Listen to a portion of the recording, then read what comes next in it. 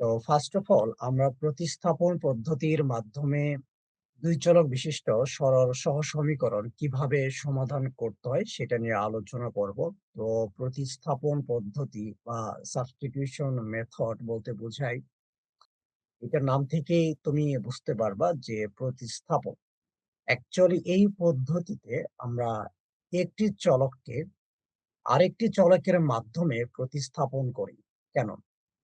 কারণ আমরা কিছুক্ষণ আগে জানলাম যে আমাদের সমীকরণে যে কয়েকটা আননোন থাকে, সমীকরণ সমাধান করার জন্য মিনিমাম ততটি ইকুয়েশন লাগে। এখন যদি আননোন একটা হয়, মানে একটাই চলক হয়, তখন একটা ইকুয়েশন থেকেই তার ভ্যালু বের করতে পারি।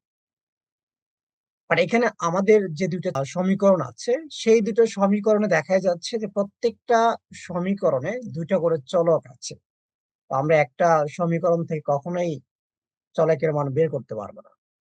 বাট সামহাউ যদি আমরা এটা করতে পারি যে এখান থেকে যেকোনো একটি সমীকরণকে আমরা এক চলক বিশিষ্ট যদি করতে পারি, তাহলে আমরা ইজিলি কি করতে পারবো? সেই চলকের মান বের করতে পারবো। তো এজন্য আমরা যেকোনো একটা সমীকরণ থেকে একটি চলককে অন্য চলকের মাধ্যমে প্রতিস্থাপন করব। তাহলে আমরা এক চলক বিশিষ্ট সমীকরণ পাবো। দেন সেইটা সলভ করলে আমরা একটি চলকের মান পেয়ে যাব। দেন ওই চলকের মান আরেকটা ইকুয়েশনে বসালে আমরা আরেকটা চলকের যে মান সেটাও পেয়ে যাব। তো এই ব্যাপারটা চলো আমরা যখন ব্যাপারটা সলভ করব তখন তোমরা আরো ভালো বুঝতে পারবা। তো আমি এই সমীকরণকে সমাধান করার জন্য আমি এটাকে ১ নাম্বার ইকুয়েশন বললাম, আর এইটাকে আমরা ২ নাম্বার ইকুয়েশন বললাম। তো যেকোনো একটি সমীকরণ থেকে আমরা একটি চলকের মান বের করব। দেন সেইটা আরেকটা ইকুয়েশনে বা সমীকরণে বসায় দিয়ে প্রতিস্থাপন করব ওই চলককে। যদি আমরা y কে প্রতিস্থাপন করতে চাই তাহলে y এর মান বের করে নিতে হবে। এখন আমরা যেকোনো ইকুয়েশন থেকে y এর মান বের করে নিতে পারি। বাট আমরা দেখব যে যেখান থেকে y এর মান বের করলে সেটা অনেকটা সরল টাইপের একটা রূপ পাওয়া যায়, ফরমেশন পাওয়া যায়। সেটা আমাদের জন্য অনেক ইজিয়ার হবে। সো দিস ইস হোয়াই আমরা ইকুয়েশন ২ থেকে ২ থেকে y এর মানটা বের করব। তো আমরা এভাবে লিখব যে আমরা সলিউশনটা এখান থেকে স্টার্ট, যে প্রথমে নাম্বারিং করব ১ নাম্বার ২ নাম্বার। দেন আমরা লিখব যে সমীকরণ ২ হতে পারে। সো ২ থেকে আমরা পেয়ে যাচ্ছি যে 2x + y - 4 ইকুয়ালস কত? 0। এখান থেকে আমরা y এর মান বের করে নিব। সো y কে বাম পাশে রাখবো, বাকিগুলোকে ডান পাশে পার করে দিব। তাহলে y ইকুয়ালস পেয়ে যাচ্ছি যে এখানে আছে কত? 2x, এটা ওই পাশে গিয়ে কত হলো? -2x, আর -4 ওই পাশে গিয়ে +4 হয়ে গেল। এটাকে আমি ৩ নাম্বার ইকুয়েশন বললাম। তো আমরা y এর মান পেয়ে গেলাম। এখন আমরা ১ নাম্বার থেকেও y এর মান বের করতে পারতাম। বাট দেখো যখন ১ নাম্বার থেকে তুমি বের করতা তখন y এর সামনে একটা 2 গুণ আছে। তো যখন তুমি y এর মান বের করতে 2 টা ওই পাশে গিয়ে ভাগ হতো। আর ভাগ হওয়ার জন্য একটা ফ্র্যাকশন পার্ট চলে আসতো। আর এই কমপ্লেক্স ফর্মটাকে আমরা এভয়েড করার জন্য আমরা ২ নাম্বার থেকে y এর মানটা বের করলাম। সো এটা তোমাকে নিজে বুঝে নিতে হবে যে কোন ইকুয়েশন থেকে আমরা চলকের মান বের করলে আমাদের জন্য একটা সিম্পল আকারটা আসে। বাট যেকোনো একটা থেকে বের করলেই হবে। বাট এভাবে করলে আমাদের ক্যালকুলেশনটা অনেক ইজিয়ার হয়ে যাবে। রাইট? এখানে একটা ব্যাপার কনসার্ন থাকতে হবে যে আমরা যে ইকুয়েশন থেকে চলকের মান বের করব। যেমন এখানে আমরা ২ থেকে y এর মান বের করছি। তো এই মান তখন বসাইতে হবে অপরটায়। সো আমরা বসাবো ১ নম্বরে, নট ২ নাম্বারে। যদি তুমি এটাকে ২ নম্বরেই বসাও তাহলে কিন্তু হবে না।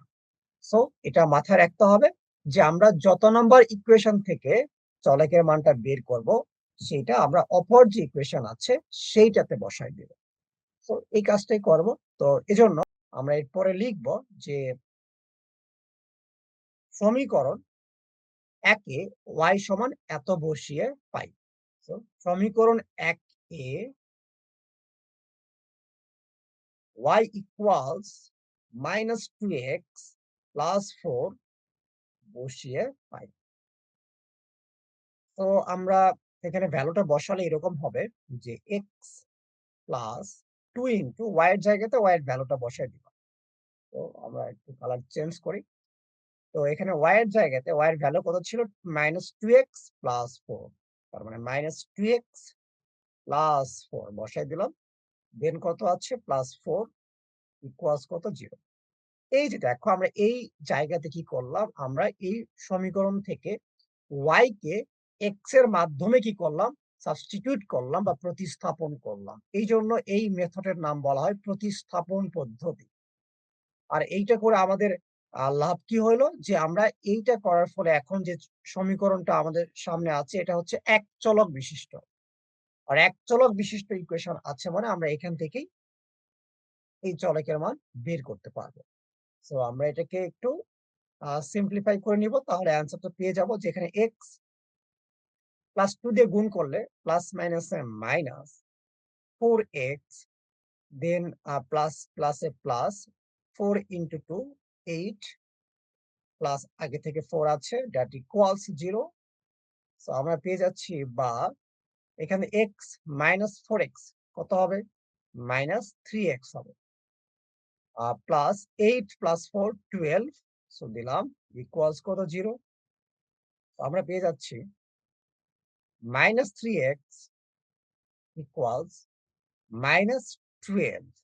তার মানে অ্যাকচুয়ালি এখান থেকে x ইকুয়ালস পাওয়া যাবে যে অতএব x ইকুয়ালস হচ্ছে আমরা উভয় পাশে -3 দিয়ে ভাগ করলে কত হচ্ছে? 4 হচ্ছে। আমরা x এর মান পেয়ে গেলাম। এখন এই x এর মান কোথায় বসাবো আমরা? আমরা ১ নাম্বার ২ নম্বরে বসালেও y এর মান পেয়ে যাবো। বাট এই যে ৩ নম্বরে ডিরেক্ট y এর ফরমেশনটা করাই আছে। তো আমরা x এর মান ৩ নম্বরে বসায় দিব। তো এখন আমাদের কাজ হবে যে আমরা এই যে x এর যে ভ্যালুটা পেলাম সেটা আমরা ইকুয়েশন ৩ এ বসাবো। যে এবার লিখবো যে x ইকুয়ালস 4 ৩ নং সমীকরণে বসিয়ে পাই। তো এখানে আমরা ভ্যালুটা বসালে পাবো যে y ইকুয়ালস -2 ইনটু x এর মান কত? x এর মান হচ্ছে 4 -2 ইনটু 4 প্লাস 4। তো আমরা পেয়ে যাচ্ছি এখানে -2 ইনটু 4 -8 প্লাস 4 দ্যাট মিনস কত? -4। সো আমাদের নির্ণেয় সমাধান হবে নির্ণেয় সমাধান x, y ইকুয়ালস কত হবে? যে x এর মান হচ্ছে 4, y এর মান হচ্ছে -4। এটা হচ্ছে অ্যান্সার। এভাবে আমরা প্রতিস্থাপন পদ্ধতির মাধ্যমে ২ চলক বিশিষ্ট সরল সহ-সমীকরণ সমাধান করতে পারি। তো এখানে মেইন ব্যাপারটা হচ্ছে আমরা যেকোনো একটি সমীকরণ থেকে একটি চলকের মান বেরকে নিয়ে সেটাকে আমরা ওই অন্য একটা ইকুয়েশনে বসায় দিয়ে আমরা একটা এক চলক বিশিষ্ট সমীকরণ করব। তাহলে আমরা একটি চলকের মান পেয়ে যাব যেখানে আমরা এটা পেলাম। দেন হচ্ছে এটা আমরা আবার ইকুয়েশনে বসায় দিলে আরেকটি চলকের মান পেয়ে যাব। তো এর নেক্সট পার্টে আমরা এর পরের যে পদ্ধতি সেটা হচ্ছে অপনয়ন পদ্ধতি বা অপসারণ পদ্ধতি। সেটার মাধ্যমে আমরা এই একই সরল সমীকরণ জোট সমাধান করে দেখাবো এবং দেখবা যে আমাদের অ্যান্সারটা একই আসবে। তো দেখা হচ্ছে পরবর্তী পার্টে। টিল দেন তোমরা ভালো থাকো।